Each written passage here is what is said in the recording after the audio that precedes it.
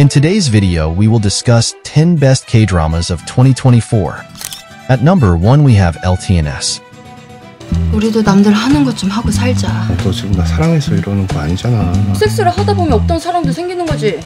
LTNS premiered its first 2 episodes at the Busan International Film Festival. The show is definitely a unique take on relationship troubles for a couple, which is part of the reason people were so interested in tuning in. It featured an estranged couple teaming up to catch cheating significant others. While one initially works as a taxi driver, the other works the desk at a hotel. Their lives change due to one friend cheating on another, leading to this new, unconventional career path to make money. The duo no longer have a physical relationship, and this new career venture has them re-examining their connection to one another. The dark comedy is a very entertaining way to explore relationship dynamics. The series earned nominations at the Baeksang Arts Awards and the Blue Dragon Series Awards, so it's clear that audiences and award committees agree.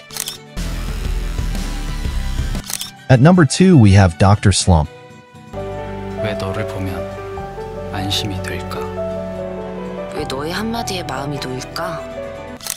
The latter is the case for 2024's medical slump. It's not so much about medical expertise, but a growing love story. The series sees 2 characters who were rivals as students reunite as adults. The 2 both work in the medical field, but they both lose their jobs as doctors due to very different circumstances and end up moving in together. While the series has some pacing issues, overall, it's an excellent examination of how 2 people can think of one another as enemies during one era of their lives and grow to care deeply for one another in another era.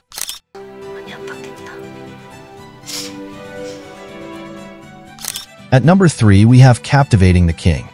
나 살려주십시오. 과인은 이제 필부가 아니다. 친구는 없다.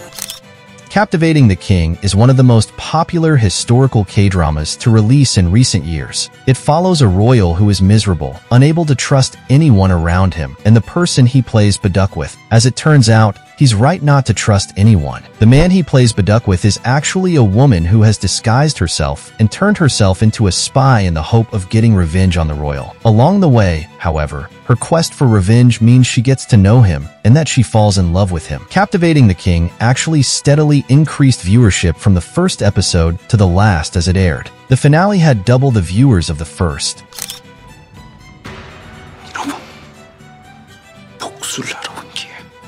At number 4, we have Chief Detective 1958.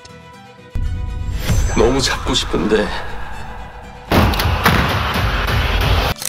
The K-drama Chief Inspector ran from 1971 to 1989. Chief Detective 1958 is actually a prequel series for that long-running K-drama. Chief Detective 1958 is set just a decade before the events of the original series. It spans the late 1950s to 1960s, giving an inside look at a group of detectives before the age of modern technology aided in solving cases.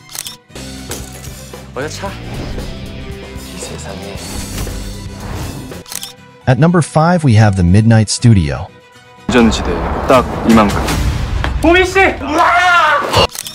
The Midnight Studio, also called Midnight Photo Studio, is based on the novel Night Photo Studio by Kim Il-rang, who also worked on the television series. It follows a lonely photographer who many of the living see as prickly. That's okay though, since he devotes much of his time to photographing the dead instead. The series reminds the audience that photos are all about memories, which is the working function of the photographer's family for generations. They photograph the dead's final memories. The episodes are largely procedural in nature, as each one features the photographer and those around him learning the details of a different ghost.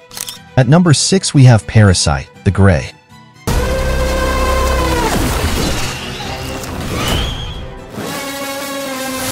Parasite The Grey is one of several 2024 K-dramas that delves into the meaning of life and does so through spectacular visuals and great acting. Parasite The Grey is based on the Japanese manga Parasite and is the 3rd live-action installment of the series, following Parasite Part 1, 2014, Parasite Part 2, 2015, and the anime Parasite, The Maxim, 2014, Parasite, The Grey expands the universe by exploring the Parasite's effects outside of Japan through a deftly written script that mixes horror with deeper meanings. Parasite The Grey may have roots in manga and anime, but there is no need to have seen the original to appreciate its story. Parasite The Grey is at its best when leaning into its horror elements, which make for some thrilling moments within the K-drama. The CGI is generally well done and makes the absurd parasites feel alive. Though thrills are the best part of Parasite The Grey, the build-up of Jang Soo-in's John Sone character deepens the show's emotional connection and takes it one step further as a great watch. 네 안에 있는 기생생물이다. 너랑 내가 합치지 않았다면 둘 다 모두 죽었을 거야. At number 7, we have Jang Seong Creature. 대주는 좋은 사람이요, 나쁜 사람이요. Despite the majority of the horror K-drama's first season airing at the tail end of 2023, Jang Seong Creature's second part was a great way to kick off 2024 for the genre. An intense historical K-drama, the show focuses on real-life atrocities done by the Imperial Japanese Unit 731. Much like Parasite The Grey, Jang Seong Creature is a horror at heart but balances several genres and plot lines to elevate it beyond just a story full of gore. Jang Seong Creature is not without its faults, as some elements of the story felt rushed, and the first few episodes ran a little slower than was needed. Despite this, Jang Seong Creature has an all-star cast and incredible production value that makes the romantic and political elements thrive on screen, providing a wholly enjoyable watch. Plus, Jang Seong Creature's second season shifts its foundation by moving from 1945 to the present day. 누군지 안다고 난 절대 감당 못해. 너 민족이구나. At number 8, we have Flex X Cop. 다 끝내놨어. 경찰 놀이한다고 생각하자 그래. Flex X Cop is a welcome change of pace as it focuses more on comedy rather than the thrills of the dramatic. However, it still finds time to inject heart-wrenching emotion into some of its more intense moments to create an overall well-balanced K-drama. Bohyun takes the helm as Jin Lee-soo and does a great job at showing the different sides of the chaebol cop. He works effortlessly with Park Ji-hyun, who gives a reliable performance that allows Flex X Cop the grounding it needs. 내가 돈도 백도 안 통하는 곳으로 모시겠습니다. At number 9, we have Death's Game. 넌 앞으로 12번 죽게 된다. 그리고 어떤 몸으로 깨어나도 무조건 죽게 된다.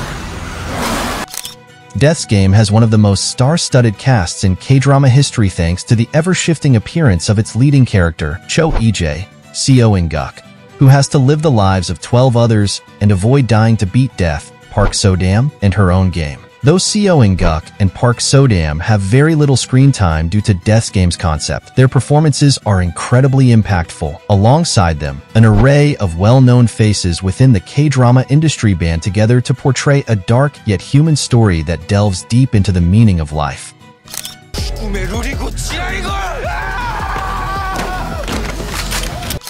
At number 10, we have Pyramid Game. 많이 받은 순으로 A부터 D까지 각자 등급이 정해질 거야.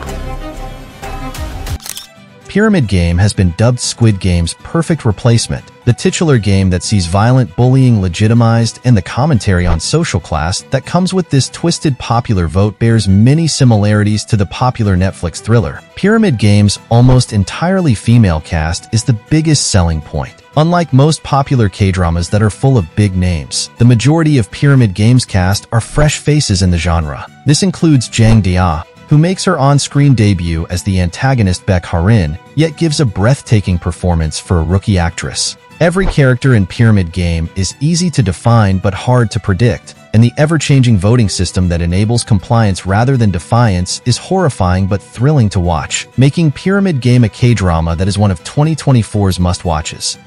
That's all for today. We will see you next time.